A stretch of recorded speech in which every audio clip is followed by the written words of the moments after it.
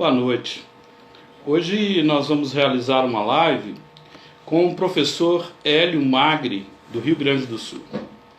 Professor Hélio Magri, como o próprio título da live hoje deixa claro, ele escreveu um livro, Sou Dislexo, né? Então ele é uma pessoa que assumiu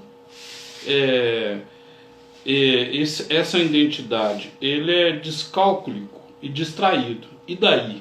Né? Hoje nós vamos ter a oportunidade de conversar sobre dislexia com alguém que detém esse fenômeno e que pode explicar para nós o que é, quais são os sintomas mais comuns, os sinais, né? E qual que é a importância de um diagnóstico para isso.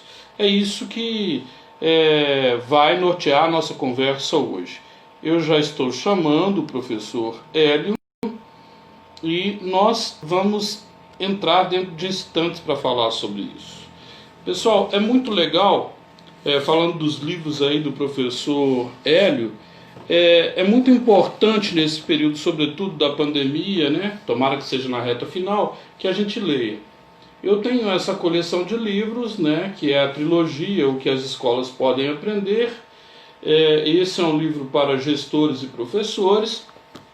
Esse outro livro é sobre a BNCC, a Base Nacional Comum Curricular, não é?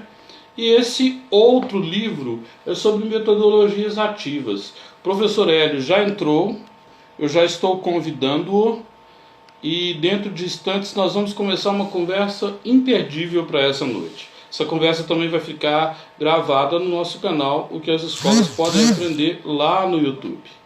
Ok? É uma honra poder eu aqui de Minas Gerais dialogar com o professor Hélio Magri, lá do Rio Grande do Sul, né? E esse é um fenômeno que a tecnologia, em tempos de pandemia, nos proporcionou.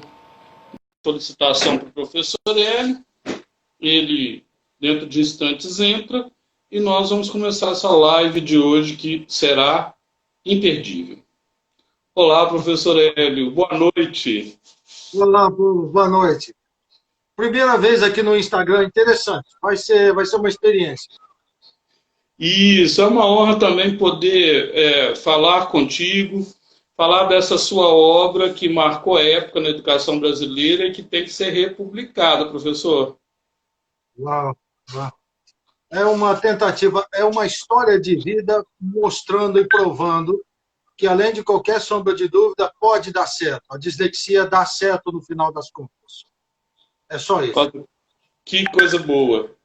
É, Professor, mas afinal de contas, o que é dislexia? Que as pessoas ficam.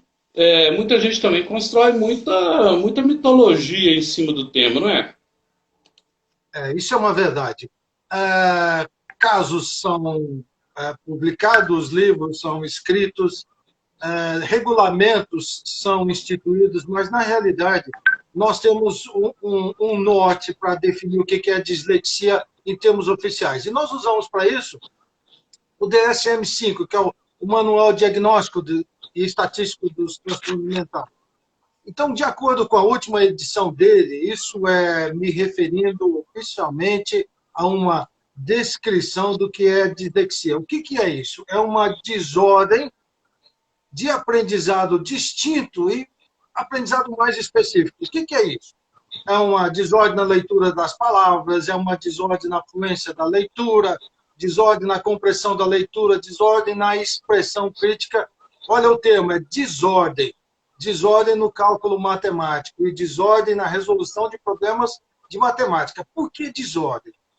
Nós, disléxicos, aprendemos, a gente não aprende na ordem cronológica onde tudo é ensinado. A nossa desordem começa a fazer sentido quando nós começamos a entender o que está por trás de tudo aquilo, e não tem nada a ver com o nível ou a quantidade de quociente de inteligência da pessoa, se é mais baixa ou maior do que a média normal. A dislexia, na minha opinião, oficialmente é essa, e na minha opinião é uma dificuldade atlética do meu cérebro de pular do hemisfério esquerdo para o hemisfério direito. Deixa eu explicar essa loucura toda. Eu falo isso sempre para os meus alunos. Eu falo, olha, vamos simplificar. Quando você me fala alguma coisa, eu tenho que identificar a emoção por trás disso. O disléxico tem uma certa dificuldade para identificar isso. Então, eu identifico a emoção e o meu cérebro, que me orienta, o hemisfério direito ou não, vai me dizer se isso é matemática, se é lógico, se isso é aquela coisa fria, ou se ele é mais zen, mais arte orientado, mais profundo. Então, os conceitos têm que ser definidos ali. Então, eu não sei pular, por exemplo, do hemisfério esquerdo para o hemisfério direito, através do corpo caloso, com uma rapidez suficiente para decifrar se é matemático ou se é mais místico, ou se é mais zen. Aí eu Sim. aprendo, mas aprendo com determinado delay. Essa é a dislexia, na minha opinião. E quando a gente fala, você já falou um pouco dos sinais, mas quais são os sinais mais comuns da dislexia? Que inclusive você trabalha no livro, né, professor? Sim. Vamos ver, os sinais, eu chamo isso de sinais de alerta. Por que os sinais de alerta? Porque a tendência dos professores é diagnosticar. Ó, a sua criança tem dislexia. Na realidade, dislexia, para ser diagnosticado, é um caso muito complexo. Então, eu vou chamar isso de sinais de alerta durante a infância. Olha, não necessariamente todos esses sinais, mas necessariamente sim. Então, vamos lá. A criança fala tardiamente. Ela demora para incorporar palavras novas no vocabulário, por mais que ela aprenda. Ela está sempre esquecendo as ligações entre os termos e essas palavras. E a coordenação motora fina também fica meio comprometida. Ela tem assim, algumas dificuldades para pronunciar alguns fonemas. As rimas são coisas que você ouve 250 mil vezes e elas não entram na sua cabeça. A aprendizagem de cores também fica comprometida, as formas, os números e a escrita do próprio nome. Aí lembrar nomes e os símbolos fica muito mais complicado ainda, entendeu? Para você contar e recontar uma história mais tarde, na mesma sequência que você ouviu, é muito difícil. E aí nem se fala, então, seguir rotinas. Então, esses sinais são sinais de alerta que todos os educadores e os pais têm que ficar atentos. Por quê? Porque não diagnostica, mas identifica que há alguma dificuldade ou algum diferenciado nesse aprendizado, procura ajuda. E nos adultos continua essa coisa normal de que você tinha na adolescência, que você não consegue escrever em letra cursiva, você não consegue planejar, organizar, você tem dificuldade com horário, o hábito da leitura é comprometido porque te cansa, você não consegue decodificar a palavra escrita e você desanima depois de 15 minutos. Ou você pode voltar e tentar fazer. Entretanto, esses mesmos adultos com essas dificuldades, eles têm talentos de percepção espacial, eles normalmente podem ser engenheiros, podem ser artistas, mas nada melhor em termos de escrita. Então, se você nasceu disléxico, apresentou os sinais na infância, você vai continuar disléxico. Não tem uma pílula para resolver esse problema, infelizmente. Essa Ou terceira felizmente. pergunta, professor, ela é muito interessante, que é qual a importância de ter um diagnóstico precoce da dislexia? E aí eu aproveito para fazer uma outra. No seu caso, o diagnóstico foi como criança e como funcionou? Não, não foi precoce. Eu fui Não? diagnosticado com 42 anos. Eu fui diagnosticado depois de 3 casamentos falidos, depois de algumas ameaças de cadeia, depois de expulsão do Brasil, depois de muito sofrimento, com 42 anos de idade, é que eu consegui dar nome ao problema. Aí ficou um pouco mais fácil de entender como lidar com isso. Até aquele instante, eu achava absolutamente uma pessoa fora da casinha, né? O diagnóstico precoce na dislexia é relevante e importante para você minimizar esse impacto na vida acadêmica do aluno. Não só na vida acadêmica, mas na autoestima, na relação do próprio indivíduo com as suas dificuldades. Por quê? Essa relação com as suas dificuldades está na criatividade do disléxico. Se ele entende precocemente que ele é disléxico, ele sabe que ele vai criar estratégias para lidar com tudo isso e que está perfeitamente normal. criar essas estratégias e viver de acordo. Por exemplo, um disléxico com uma comorbidade na área de descalculia, ele pode não entender, por exemplo, regra de 3, não ter ideia nenhuma do que seja uma tábua de multiplicação, nada disso faz sentido para ele. Isso é uma comorbidade na área da dislexia, que se chama descalculia, que é uma dislexia de números, para ser mais exato. Então, a importância precoce da identificação vai minimizar o impacto na vida do estudante. Sem essa identificação dos professores, o aluno não vai poder, evidentemente, ser acolhido. Como ele não vai ser acolhido, esse aprendizado vai correr o risco de passar por fracassos, ele vai ficar continuamente desanimado, ele vai ficar continuamente depressivo. A escola, que seria o âmbito para ele fazer uma carreira, desaparece dessa possibilidade. Então, ele fica sem rumo, absolutamente perdido. Ao passo que um disléxico que é identificado precocemente e acolhido, ele pode se tornar um dia presidente do Brasil ou de outro país. Depende do partido. Mas continuamos. Sim, e me diga, bullying na escola, um dislexo sofre? Só sofre. Na minha época não tinha bullying. O nome não era bullying. Na minha época era uma outra coisa. Obviamente, eu fazia tudo que eu podia para esconder isso. Eu estou dando o meu exemplo para explicar para as pessoas que ser disléxico me trouxe até 60 anos de idade. Não pega, eu estou aqui vivo, eu sei falar outras línguas, deu certo. É por isso que eu digo que eu sou disléxico, e daí? Eu sobrevivi. Tá. O bullying na escola leva, obviamente, à baixa autoestima. A baixa autoestima pode criar problemas muito maiores. Eu costumo dizer que uma dificuldade de aprendizagem que não é caracterizada, que não é acolhida, que não é identificada, pode criar outros transtornos que podem se desenvolver em outras situações. Não estou dizendo que uma criança que chega na escola com uma arma e atira em todo mundo é uma pessoa disléxica, foi um aluno disléxico. Obviamente, uma criança que sofreu bullying, esse bullying foi causado por alguma dificuldade de aprendizagem ou de comportamento na própria escola. Então, a raiz do problema, na minha opinião, é você identificar quais as dificuldades de aprendizagem. Se for dislexia, porque, de acordo com pesquisas internacionais, 80% dessas dificuldades escolares, 80%, está relacionada à dislexia.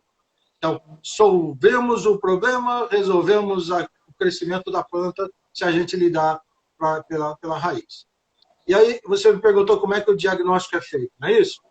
Isso. O diagnóstico é muito importante nesse cenário todo. Não só a identificação dos professores na sala de aula, mas o diagnóstico. E o diagnóstico é tão importante que ele deve ser feito por eliminação. O que isso significa? Você não começa da dislexia. Eu trouxe meu filho para uma anamnese porque eu acredito que meu filho seja disléxico. Não, absolutamente. Você vai eliminando. Então, esse diagnóstico tem que ser feito por uma equipe multidisciplinar. Nós temos que ter um oftalmologista, um fonoaudiólogo, um psicólogo e um psicólogo e um psicopedagogo.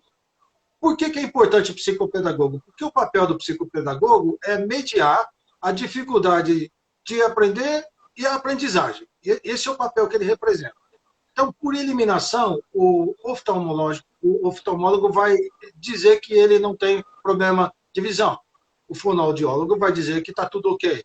O psicólogo vai identificar algumas relações familiares, o ser social e o ser individual, e o psicopedagogo é aquele que vai fazer o link entre essa dificuldade e o aprender. Entretanto, todo esse diagnóstico não serve para nada se você não tiver um neurologista que fecha o diagnóstico.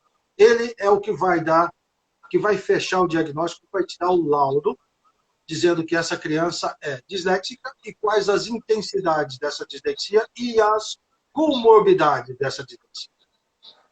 Deu para entender? Entendi. Professor Hélio, eu estou aqui com uma pergunta que não foi combinada, vamos dizer assim, mas me chamou a atenção na sua fala.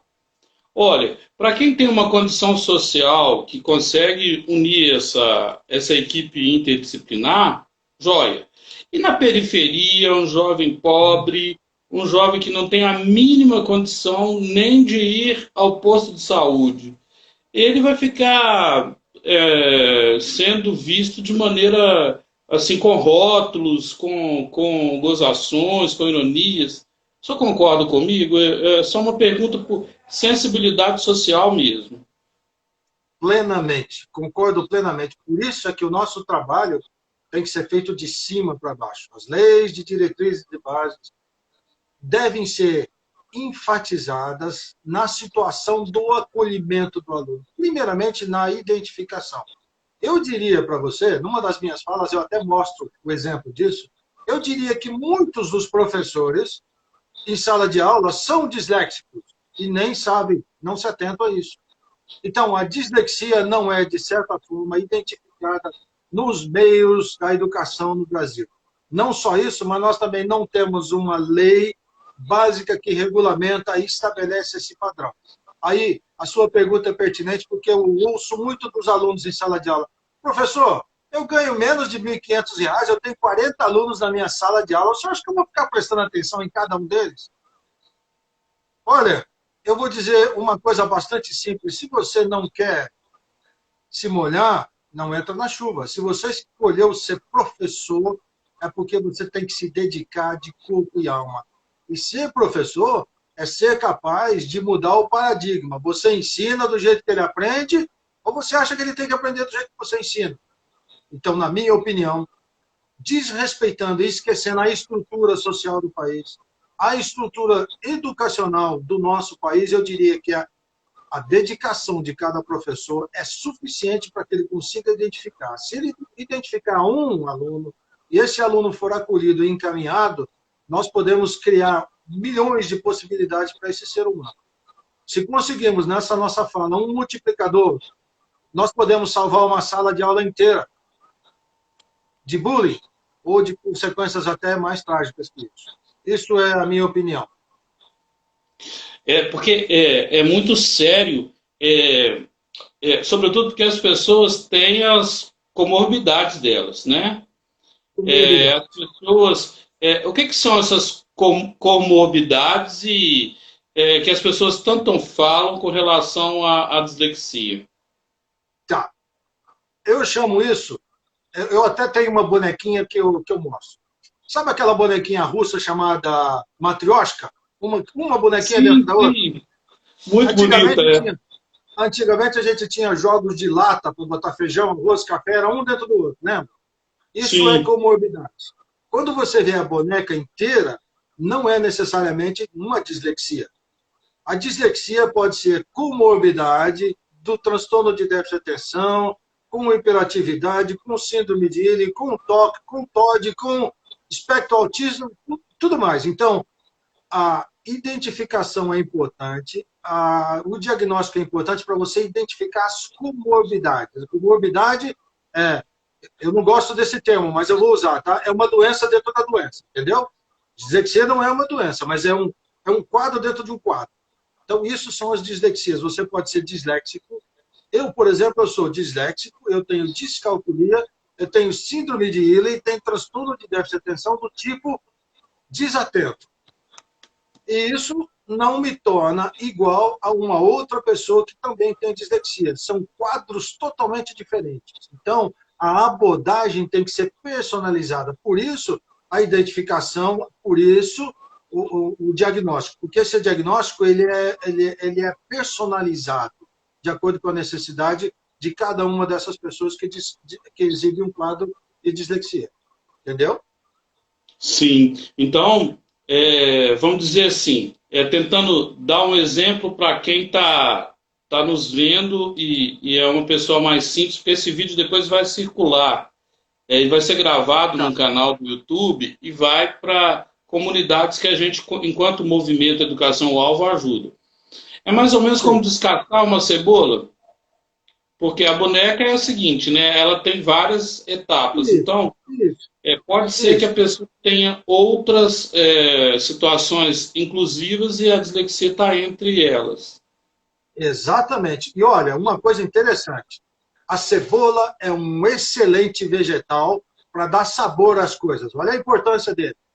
Agora você vai realmente descascando a cebola, você vai identificando que você tem uma tendência hiperativa, que você tem dificuldade com números, que você faz algumas outras coisas, são as comorbidades que você vai entendendo.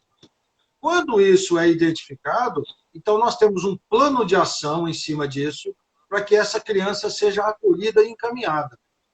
Então, isso é personalizado, como eu disse antes, porque não existe uma dislexia parecida com a outra. Tá bom? Isso é porque, mais ou menos, quando a pessoa tem que lidar com esse seu diagnóstico, eu entendo que possa ser uma vitória, né? Porque depois a pessoa vence a dor e consegue ter uma carreira normal e até muito exitosa como a do senhor, mas também alguns podem parar no meio do caminho, não é, professor? Pode. E desistir. Sabe o que, que me ajudou muito? Eu fui seminarista, eu até conto isso no meu livro. Eu fui seminarista, então, na época do seminário, eu era introspectivo. Eu buscava dentro de mim situações para sobreviver. E eu aprendi muito a meu respeito. E uma vez, eu ouvi de alguém, que eu não sei citar o nome, que me disse que a gente vive nesse planeta somente para duas coisas. Como duas coisas? Descobrir quem você realmente é e projetar isso todos os dias da sua vida. Descobrir quem você é e projetar isso todos os dias da sua vida. Isso me confortou de tal forma que eu consegui entender que eu era disléxico e que eu tinha um valor como disléxico nesse mundo e que eu não tinha que fazer mais nada a não ser projetar isso todos os dias da minha vida. Eu não ia deixar de ser disléxico nunca, mas eu era um disléxico que podia observar coisas de uma forma diferenciada, eu era aceito do jeito que eu era, e as coisas caminharam na minha vida nessa forma. Então eu consegui identificar quem eu era e projetei isso para o resto do mundo, ou com as pessoas que viviam do meu lado. E me diga, medicamento, forma de tratamento, né? É, Porque muitas não pessoas tem. encaram assim, tem que tratar, tem que tomar um remédio, como tratar a dislexia. É uma pergunta até difícil de fazer, mas o que que a gente É, como que a gente deve cuidar de uma pessoa assim? tá. A dislexia em si, puramente, não tem cura. E ela tampouco é contagiosa. Eu brinco que quando eu vou no primeiro dia de aula em Belo Horizonte, que a gente começava, as pessoas vinham, abraçavam e tudo mais, não sabiam muito a meu respeito, né? E aí na minha aula inaugural eu dizia, gente, eu sou disléxico. Aí todo mundo já levava um susto, calma, os que me abraçaram e beijaram não é contagioso. Depois outra, eu tomei banho, eu me lavei hoje, então não tem problema.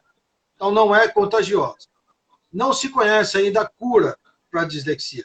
O tratamento exige a participação de especialistas em várias áreas. Lembra da identificação, do diagnóstico? Nós também temos isso para fazer o tratamento. O tratamento é o acompanhamento. Nós temos a psicopedagoga que vai, a fonoaudióloga, nós temos um psicólogo, nós temos todas as pessoas que vão ajudar esse portador a entender, na medida do possível, aonde ele está e como é que ele supera essas limitações que ele impôs a ele mesmo.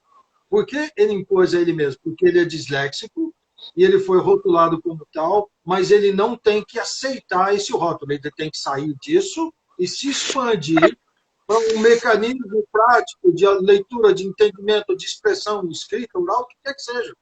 Então, esse tratamento é feito nesse acolhimento. Você pega pela mão e ensina como vai. Entretanto, tem uma situação interessante nesse caso. Lembra que nós falamos das comorbidades? Então, digamos que na dislexia ou no diagnóstico foi identificado que esse estudante, que essa pessoa tinha transtorno, tem transtorno de déficit de atenção do tipo desatento ou hiperativo. O que é transtorno de déficit de atenção? Transtorno de déficit de atenção é a corrupção da informação que passa pelos neurotransmissores e ela não é entendida e decodificada normalmente pelo cérebro. Ou ela é muito rápida ou ela é muito lenta. Existe um medicamento, que se chama metilfenidato, que regulariza, equilibra essa intensidade de neurotransmissores. Então, se ele tiver dislexia com uma comorbidade de transtorno de déficit de atenção, provavelmente Ritalina consiga resolver ou minimizar alguns aspectos desse comportamento. Entendeu? Então, é necessário que você identifique as comorbidades, e nesse caso, sim, você pode usar, por exemplo, metilfenidato para equilibrar esses neurotransmissores no transtorno de déficit de atenção. Então, há essa possibilidade. Professor, vamos lá, o aluno é disléxico, ele pode ter alguma ajuda especial no exame dele? E aí eu vou trazer uma outra pergunta que e a prova dele? Ele vai demorar mais tempo para fazer a prova. Ou seja, um exame é médico, o outro exame é o exame acadêmico, vamos dizer assim. Tá. Desde 2014, graças a Deus no Brasil, até 2014, de um tempo para cá, eu não estava aqui no Brasil antes de 2002, mas depois que eu cheguei, eu soube que havia a possibilidade de você conseguir um laudo de um diagnóstico fechado, e com esse laudo você conseguia um ledor na sua prova, alguém que te ajudasse. Entretanto, em 2014, houve uma nota técnica do MEC que acabou com essa exigência do laudo. Ele inclui a criança com dificuldades regularmente no ensino, sem problema nenhum. Então, essa criança tem o direito a pedir um auxílio de um leitor, até fazer uma prova oralmente, se for determinado que ela tem uma dificuldade de aprendizagem. Isso é lei, sem dificuldade alguma. Tanto é importante que no vestibular da UND Brasília, eles entregam uma calculadora para o aluno e diz assim, ó, você pensa, o cálculo ela faz para você, mas você tem que pensar. Então, essa situação de ajudar o aluno descalcúlico com um pouco mais de tempo para a prova é importantíssimo. Eu estou falando isso do cenário brasileiro. Eu tenho experiência também no cenário do exterior. No exterior, você faz parte de uma classe especial ou de uma escola especial. Se você é diagnosticado com dislexia, você tem um tempo extra para fazer uma prova de carro, para tirar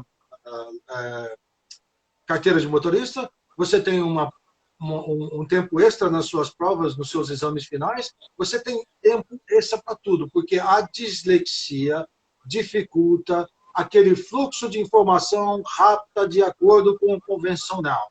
Os disléxicos aprendem por outros caminhos, mas eles aprendem, eles chegam lá, entendeu? Por exemplo, no meu caso é descalculia.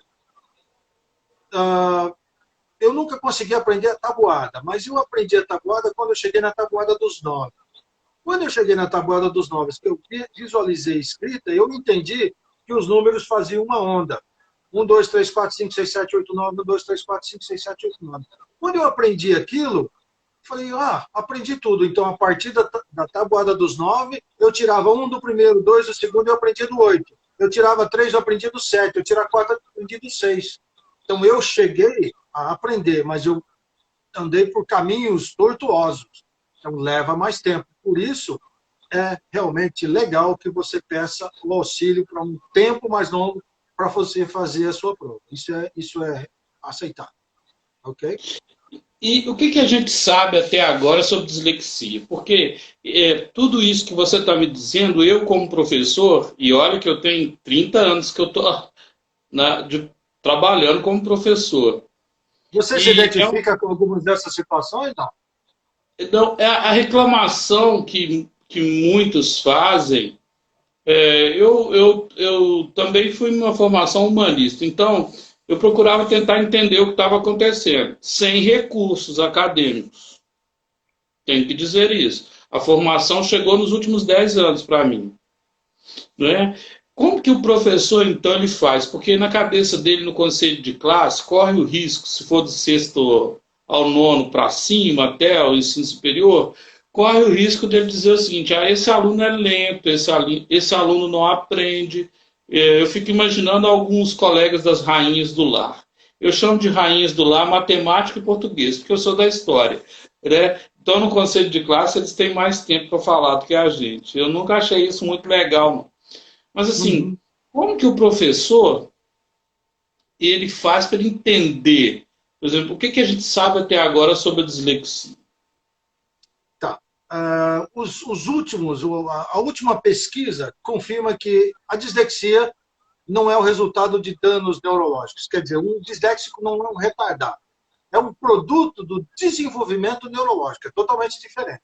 É como esse sistema neurológico está desenvolvido e em funcionamento, não necessariamente em retardo.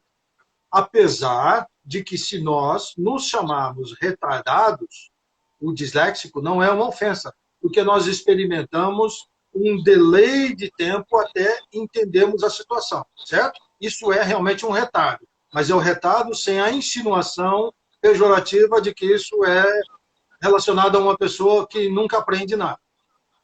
A dislexia não reflete nenhum déficit generalizado de linguagem. Ah, ele tem alguma coisa com linguagem, ele é disléxico. Não, pelo contrário.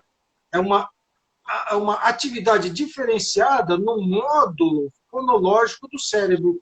Esse módulo é a parte que funciona assim para decodificar os sons da linguagem. Então, é muito normal você fazer com que a criança entenda os sons das palavras, colocando o dedo, ouvindo, sentindo. Então, a fonética é importantíssimo não é na aceitação, mas é na inserção desse aluno no cenário do aprendizado.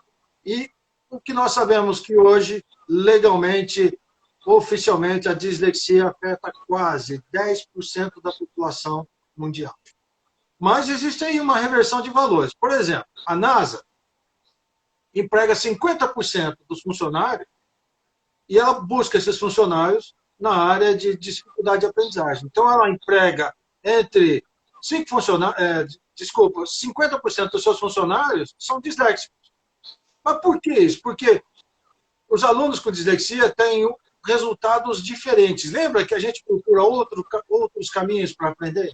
E essa percepção espacial nossa é muito importante para você lidar com o universo, que é o caso da NASA, por exemplo. Então, não é tudo de acordo com o manual. A gente pensa fora da casinha, a gente entra numa série de problemas por causa disso, a gente briga com um monte de gente por causa disso, mas acaba ficando.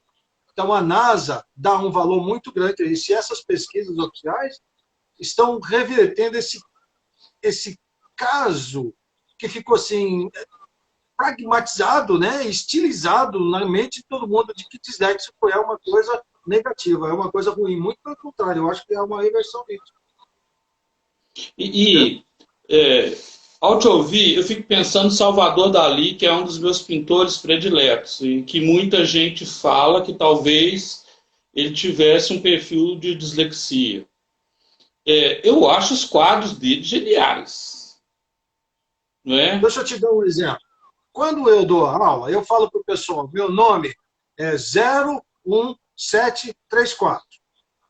Então, se você escrever 01734 e virar de cabeça para baixo, você vai ver que está escrito Hélio. O Salvador Dalí dizia que o número 7 era o perfil do nariz do avô dele de cabeça para baixo. Será que ele era disléxico? Sem dúvida nenhuma. Ele tinha uma percepção, além do que a gente chama de convencional, em combinação de cores, em traços, em detalhes. Ele conseguia, na realidade, transportar as pessoas que veem ou que adoram o seu quadro para uma outra realidade. Você vê cores, você vê combinação de cores totalmente diferentes. Existe uma coisa chamada sinestesia, e os disléxicos têm muito. É uma ciência que quase ninguém fala a respeito, mas a sinestesia é como se você desse cores, ou estabelecesse cores para números, para vocabulários, para as coisas que você guarda na cabeça. E o Salvador Dalí fazia exatamente isso. Sim. Professor Hélio, posso pedir um favor? Será que o senhor passa o seu dedo, aí na tela que filma? E como é que eu faço isso, meu Deus? Na imagem. Você está no computador ou no celular? No celular. Aí em cima, na parte superior, tem um tipo cheio de furinho. Você só passar o dedo para a imagem não distorcer. Isso é onde está escrito? Está escrito ao vivo e depois do lado tem mais 3 aqui. O que é isso? Não, em cima ainda, no próprio aparelho.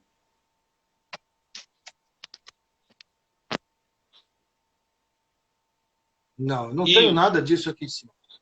Tem não? No próprio aparelho. Mas tá ótimo, resolveu. Resolveu? Resolveu.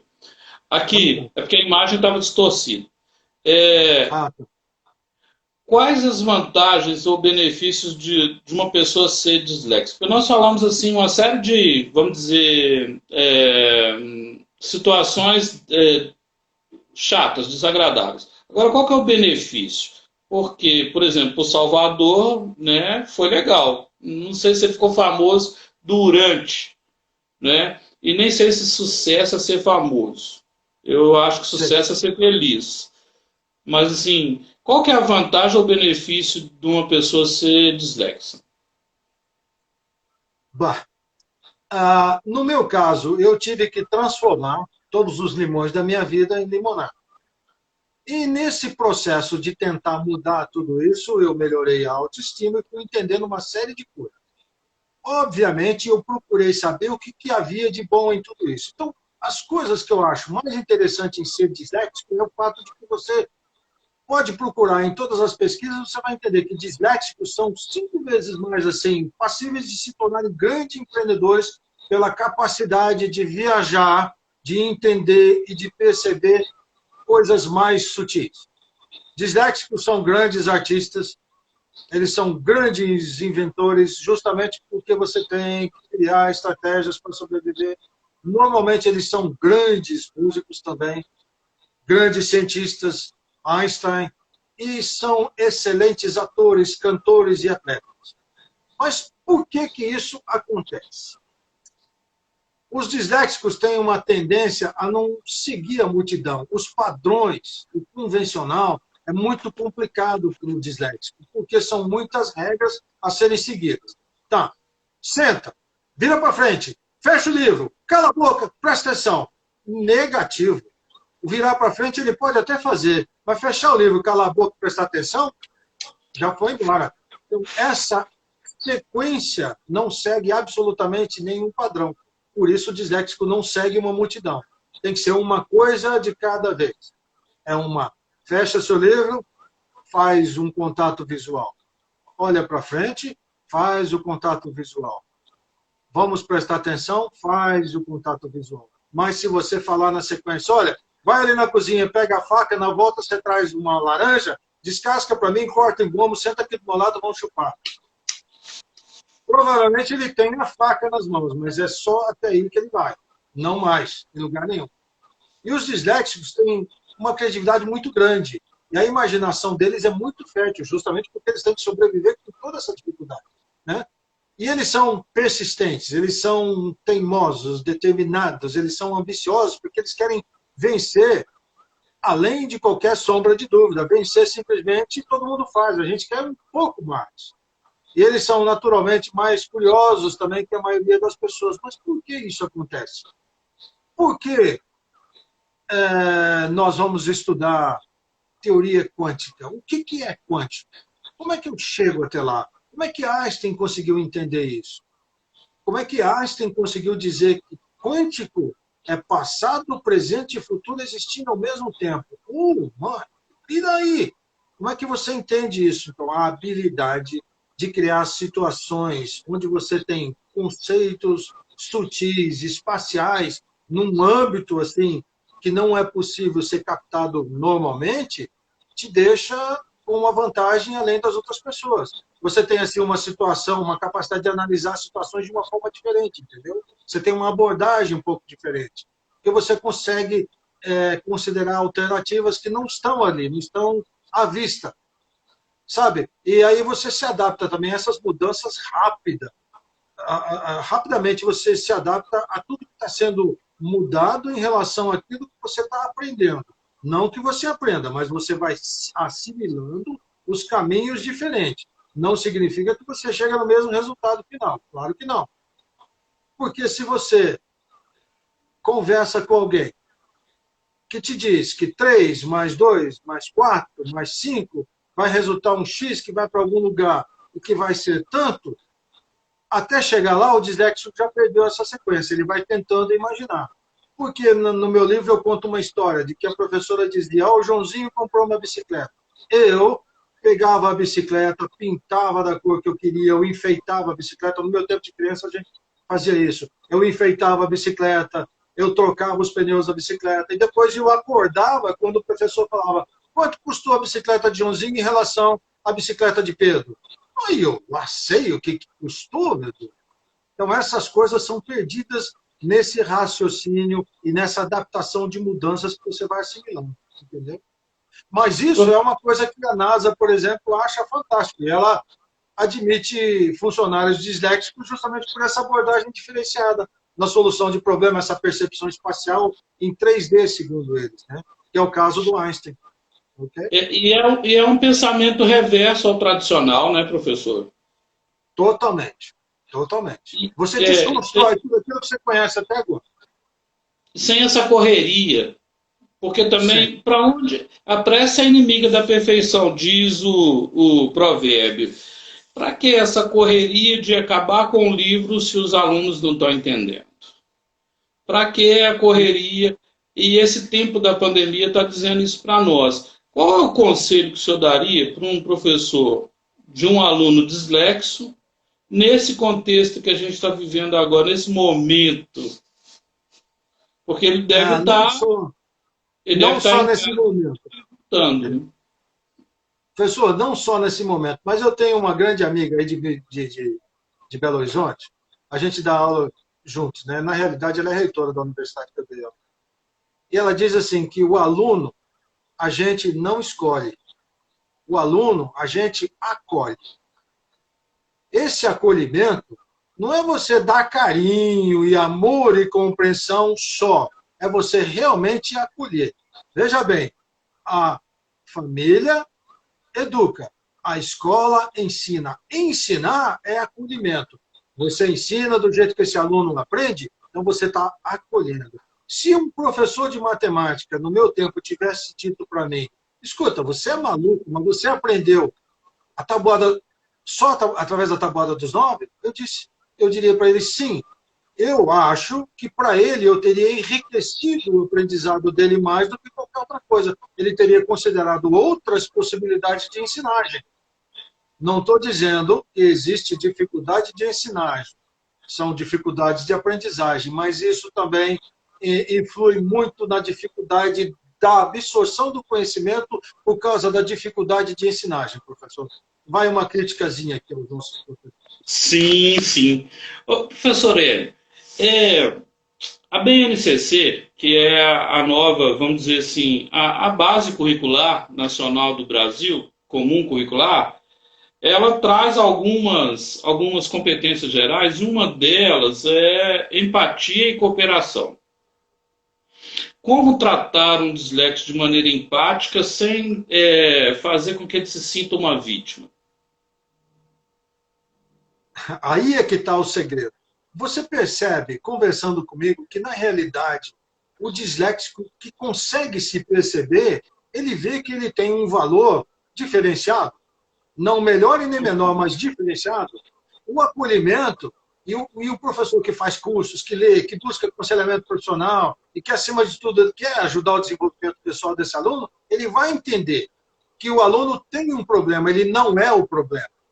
Então, entender que o aluno tem um problema, mas ele não é o problema. Ele tem um problema de dislexia, mas ele é um ser acima de tudo isso.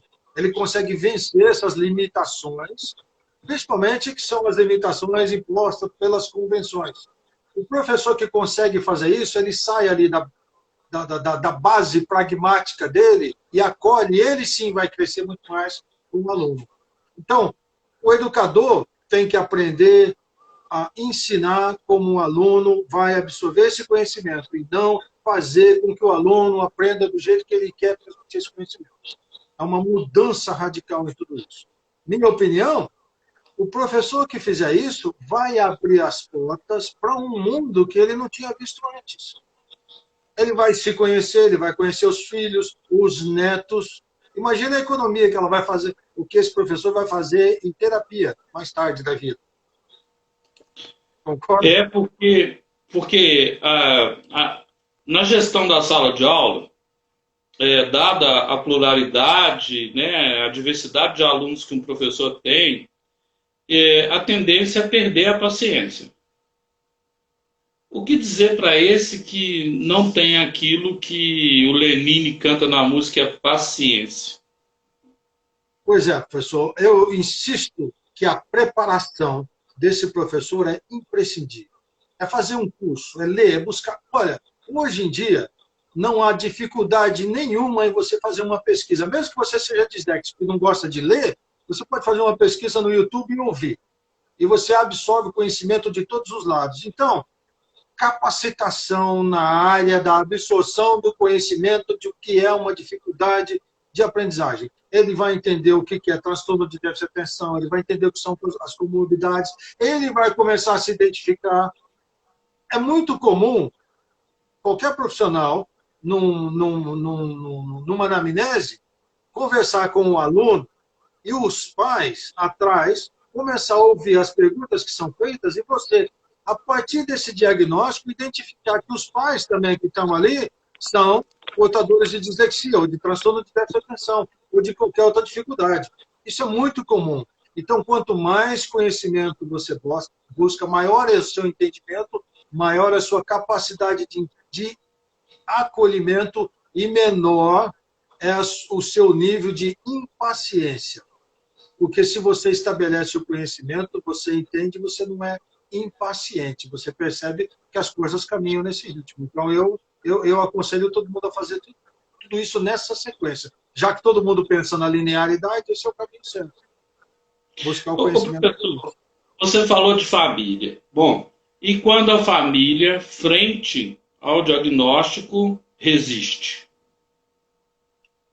Eu comecei a diagnosticar a minha família a partir do meu diagnóstico. Eu morando lá no exterior, é que eu fui entender que minha mãe era disléxica, eu fui entender coisas que minha mãe fazia e que estavam relacionadas diretamente com uma comorbidade da dislexia. Então, abriu o meu caminho de entendimento para o coração da minha mãe, e para o meu também, evidentemente. E isso fez com que eu entendesse muito melhor a pessoa e o comportamento dela, obviamente o meu, em relação a ela, por ser filho. Então, com 42 anos eu identifiquei as dificuldades do meu pai, eu vi realmente que o fator genético é muito forte, e vi também, eu tenho 3 filhos, nenhum deles tem dislexia. Provavelmente netos que estão surgindo vão demonstrar aí algum indício, algum resquício ou qualquer coisa, mas o fator genético é muito importante nessa área. Então, diagnosticando um, você consegue perceber muitos outros nessa área e abre o caminho para você entender. Vou te dar um exemplo de uma situação. Existe um programa de televisão que acontece durante um dia de semana. E esse apresentador desse programa de televisão, ele pega o microfone e tenta entrevistar os convidados, e antes mesmo que esses convidados respondam, ele já está respondendo. E mesmo antes desses convidados darem a resposta, ele já faz a pergunta e dá a resposta. E ele tira o microfone. E as pessoas ficam absolutamente impacientes e malucas com isso tudo. Acontece, isso não é o diagnóstico, isso é só um comentário, é uma ilustração. Acontece que o cérebro dessa pessoa, na minha opinião, porque quem conhece, quem sabe conhece no outro, né?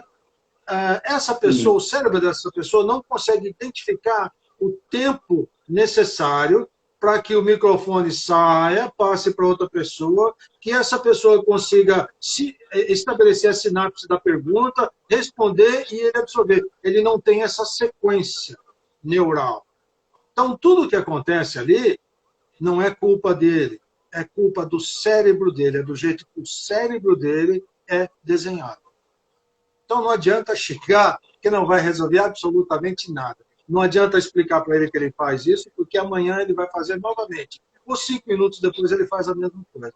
Isso não resolve, porque é do jeito que o cérebro dele funciona. Simples. E qual que é a mensagem que você mandaria para... Porque, olha, ao te ouvir, professor Hélio, a vontade que eu tenho é... Aqui eu sou curador de eventos pelo movimento, né? A vontade que eu tenho é que, quando passar esse tempo, você venha a Belo Horizonte para realizar uma palestra para os gestores e professores, porque, olha, eu vou te confessar uma dificuldade que eu, como professor, durante os 30 anos, eu vivi. Eu tinha tinha e talvez tenha até hoje um problema sério para lidar com o TOD, que é o Depois opositor. tudo isso aqui. Isso. Porque é, a minha estrutura, eu fui formado na época da ditadura militar, então o professor tinha uma autoridade, né, é, enorme. E de repente eu vi a queda da autoridade e comecei a me capacitar para entrar no que chama hoje de metodologias ativas. Quer dizer, o TOD, ele pode representar um perfil dentro da comorbidade aí de dislexo também? Eu acredito seguramente que sim, respondendo a sua pergunta. Deixa eu só pegar uma figura aqui para eu ler, porque eu não me lembro de cabeça. Eu criei uma figurinha aqui. Eu até mandei para você no PDF que você pode distribuir para o pessoal. Eu criei uma Sim. figurinha, deixa eu ver se eu acho ela aqui rapidinho, que eu quero ler, porque. Deixa eu ver onde é que ela está. Quem desejar essa figura, faz contato que eu encaminho, tá, pessoal? Você que está vendo ao vivo e que vai ver depois. Tá. Olha só, eu tenho um aluno sentado numa carteira, e esse aluno pode ser descalcúlico, ele pode ter dislalia, disfasia, disartria, desortografia, dispraxia, dislexia e disgrafia. Ele pode ter TOD, ele pode ter DH, ele pode ter o TEA, ele pode ter TOC, ele pode ter uma síndrome de Ealing. Tudo isso combinado, professor. Então, as comorbidades fazem parte desse todo. O diagnóstico é que vai estabelecer qual é a tendência dessa situação. No meu caso, por exemplo, eu sou só TDA desatento, não sou tão imperativo, mas a minha forte tendência é a dislexia, na área da descalculia, porque números, eu não entendo absolutamente nada de número. Na minha idade, eu não consigo fazer uma divisão de 1613 dividido por dois números, por 12, por exemplo. Eu não sei fazer isso. O sinal de mais foi a coisa mais difícil de eu aprender na escola. O sinal de mais. 2, sinal de mais, 2, 4. Isso era tão difícil porque, na época, eu tinha perdido meu avô.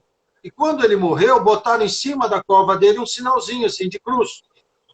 Então, era difícil para eu entender que eu tinha que adicionar se eu tinha acabado de perder o meu avô com aquela cruz, entendeu? Em cima. Isso é um Sim. cérebro disléxico.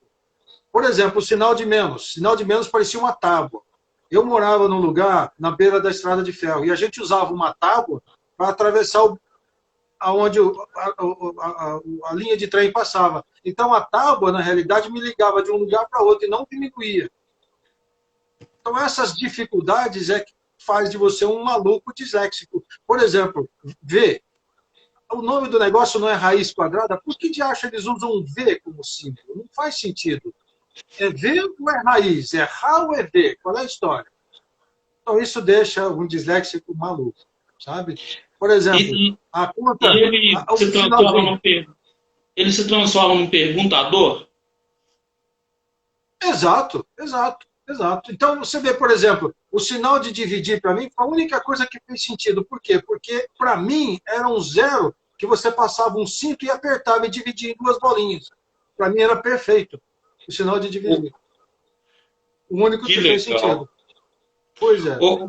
Professor, tudo que é bom dura pouco. Eu vou querer conversar com o senhor de novo. O nosso tempo está acabando. Eu queria que o senhor se despedisse e deixasse uma mensagem para quem vai nos ouvir agora e depois. Eu sempre termino dizendo assim, que o caminho para a felicidade, de um modo geral na vida, é bem simples. Se resume em três coisinhas. Nunca julga, nunca critica e nunca condena. Isso te dá o caminho para a felicidade na vida. Se você nunca julgar, nunca criticar e nunca condenar nada e nem ninguém, você consegue entender que tudo é parte de um todo e você é feliz com esse entendimento.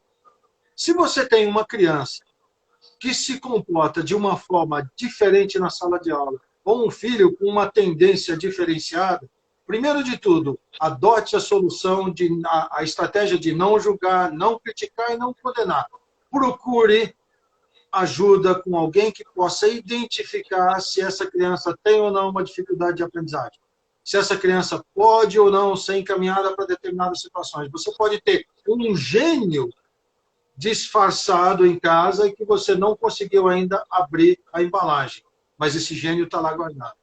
Então é importante que você não julga, não critica e não condena. E acolher é a solução para todas as situações, não só de criança com dificuldade, mas todo mundo que vem buscar ajuda. Não é verdade? Isso é a minha opinião e a mensagem que eu deixo para todo mundo é essa, professor. Ô, professor Elia, uma psicóloga aqui de Belo Horizonte, uma das que eu mais admiro, a Janusa, está dizendo parabéns pela live. O Marcelo Fernandes, que vai estar conosco na próxima live agora, que é um autor de livro infantil, entrou também, está mandando um joinha aqui. Alguns participantes estão dizendo que pena. Quem está falando que pena, vai lá no canal, tá? A Daniela da Ela Consultoria está agradecendo. O professor doutor Casemiro Campos, lá do Ceará, esteve conosco. O Enio, que é coordenador aqui da escola, de uma escola salesiana, muito legal aqui em Belo Horizonte, mandando um abraço. E tomara que a gente se encontre mais vezes, professor. O senhor deu uma aula primorosa, uma aula de MBA. Uma hora de aula de MBA ou doutorado aqui nesse momento. Muito obrigado. Qualquer hora nós estamos aí. Nós vamos fazer uma prova com todo mundo para ver a capacidade deles experienciar dislexia por minutos. É possível fazer isso. Nós podemos fazer isso da próxima vez, para eles entenderem o que é dislexia em segundos, para verem o que é. Tá bom? Perfeito. A professora também, e psicóloga, Elô Torres, né? A professora Lucília, eu tenho que agradecê-la, né, por ter sido a ponte entre nós. Deixa eu te contar uma história da professora Elô Torres, que é muito amiga minha. Elô Torres é descalcúlica. Isso não é segredo para ninguém. Ela não vai ter dificuldade nenhuma em dizer isso. Elô Torres, uma vez, deu esmola para alguém que saiu contente depois de ter corrido, né?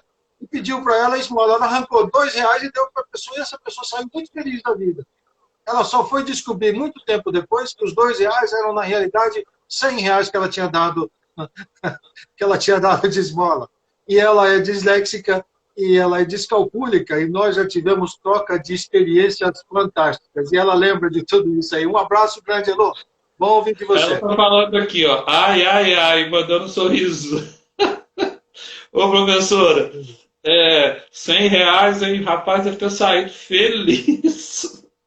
Isso sem contar ela medindo os forros das cadeiras, sabe? Isso daí é uma outra história para uma outra situação. Um abraço para todo mundo.